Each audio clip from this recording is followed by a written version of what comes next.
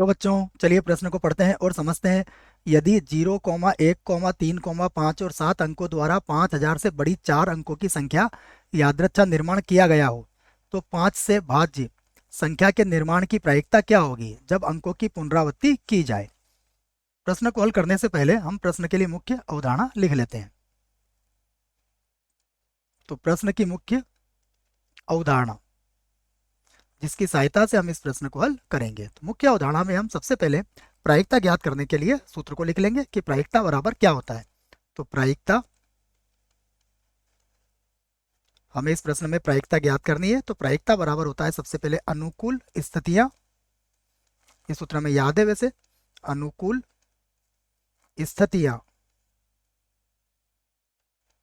ये लिख दिया मैंने अनुकूल स्थितियां। तो सबसे पहले हमें प्रायिकता ज्ञात करने के लिए अनुकूल स्थितियां ज्ञात करना होगी और उसके बाद बटे में आएगा कुल स्थितियां। तो यह सूत्र आपको इस प्रश्न के लिए याद रखना पड़ेगा। उसके बाद अब दिए गए अंकों को लिख लेते हैं। कौन कौन से अंक दिए गए हमें देखिए, हम यहाँ पर लिखेंगे दिए गए अंक। तो हमें अंक दिए गए हैं 0, उसके बाद 1, उसके बाद है 3, उसके बाद दिया गया है 5 और उसके बाद दिया गया है 7। और यह कहा गया है कि अंकों की पुनरावृत्ति की जाएगी। तो हम सबसे पहले लिखेंगे कि 5,000 से बड़ी बड़ी संख्याएं, सबसे पहले हम 5,000 से बड़ी संख्याएं यहां पर लिख लेंगे। संख्याएं, देखिए 5,000 से बड़ी संख्याएं यदि आपको ज्ञात करना है तो सबसे पहले आपको देखना पड़ेगा अंकों की पुनरावृत्ति तो की जा रही है, समझिएगा आप। ये मैंने 4 अंकों के लिए 4 डिब्बे यहां पर बना दिए। अब आप देखिएगा यदि संख्या 5,000 से बड़ी है तो यह बात है कि जो इसका प्रारंभिक अंक होगा वो कितना होगा, या तो 5 होगा या फिर 7 होगा। इसका जो प्रारंभिक अंक होगा या तो 5 होगा या फिर 7 होगा। इसका मतलब ये हुआ कि इस बॉक्स के लिए हमारे पास कितनी संभावना है, इस बॉक्स के लिए हमारे पास केवल 2 संभावना है कि यहाँ पर हम या तो 5 लिख सकते हैं या फिर 2 लिख सकते हैं। उसके बाद देखिए चूंकि अंकों की पुनरावृत्ति की जा रही है तो अंक कितने हैं हमारे पास, 1 2 3 4 5। तो यहाँ पर कितना आ जाएगा, कोई भी एक अंक आ सकता है 5 में से, यहाँ पर भी 5 में से कोई भी एक अंक आ सकता है और यहाँ पर भी 5 में से कोई भी एक अंक आ सकता है। अब अगर आप इसको ध्यान से देखेंगे तो यह इन सभी संख्याओं में 5,000 भी सम्मिलित होगा, क्योंकि यहाँ पर देखिए यदि हमारा प्रारंभिक अंक 5 हुआ और उसके बाद 0 0 0 आ गया तो वो संख्या 5,000 बन जाएगी। लेकिन हमें क्या चाहिए, 5,000 से बड़ी। तो आपको इसमें से क्या करना पड़ेगा, इसमें से आपको एक संख्या कम करना पड़ेगी जो कि 5,000 आई है हमारी।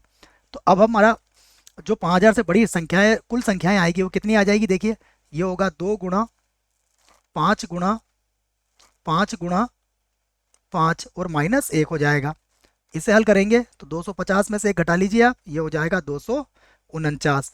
तो ये हमारी क्या हो गई, कुल स्थितियां हो गई है। तो ये कुल स्थितियां हमने यहाँ पर प्राप्त कर ली है। हम लिख सकते हैं कुल स्थितियां, मतलब कुल संख्याएं, कुल स्थितियां हमारे पास कितनी आई है, 249 आ गई हैं।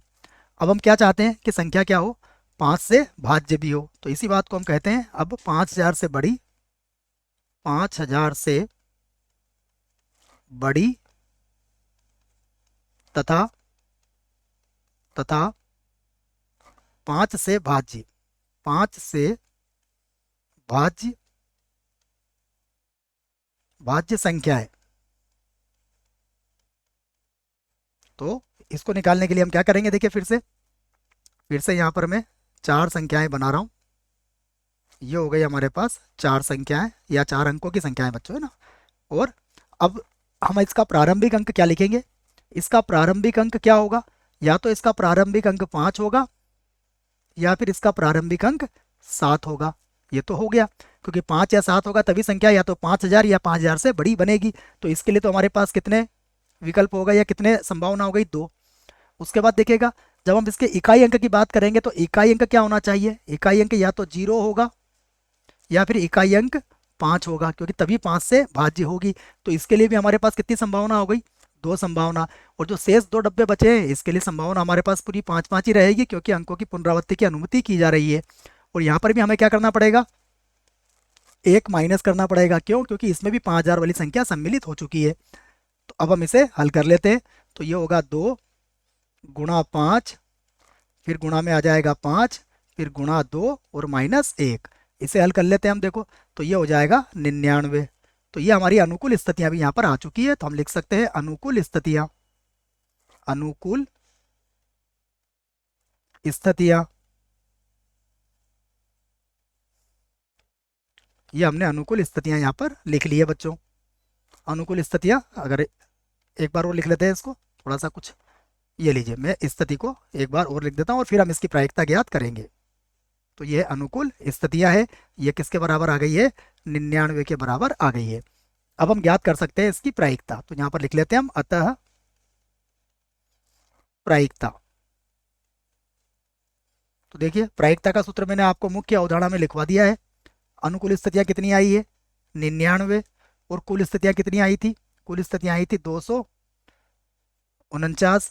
इसको 3 के पहाड़े से काट सकते हैं हम, तो ये हो जाएगा 33, और इसको 3 के पहाड़े से काटेंगे तो ये हो जाएगा 83। और यही हमारे प्रश्न का उत्तर होगा। आशा करता हूँ आपको इस प्रश्न का उत्तर समझ में आया होगा। धन्यवाद।